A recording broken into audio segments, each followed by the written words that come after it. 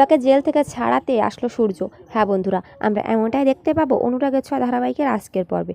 জেলে যখন দীপাকে প্রশ্ন করা হয় আর বলা হয় চুরিটা আপনি কেন করলেন, তখন দীপা বলে আমি চুরি করিনি, আমাকে কেন মিথ্যা দোষারোপ করছেন আপনারা।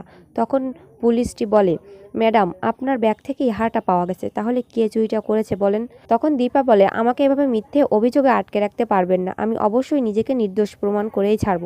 দীপার এমন কথা শুনে অবাক হয়ে যায় পুলিশ।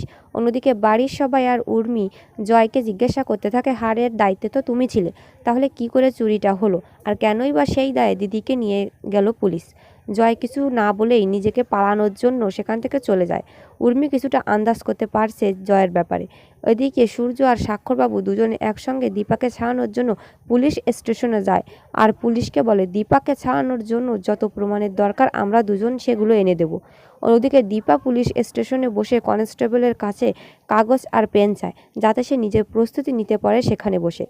এরপর কনস্টেবল কাগজ আর কলম দিলে রান্নাবান্নায় কী কী লাগবে সেগুলো সব প্রস্তুতি দীপা লিখতে থাকে। ওদিকে রূপা ভগবানের কাছে প্রার্থনা করতে থাকে যেন তার মা অর্থাৎ দীপা তাড়াতাড়ি জেল থেকে ছাড়া পায়। এরপর জয় রাস্তায় একা একা হাঁটতে থাকে আর টেনশন করতে থাকে। ঠিক সেই সময় সেই গুন্ডারা সেখানে চলে আসে আর টাকার জন্য জয়কে মারধর করতে থাকে।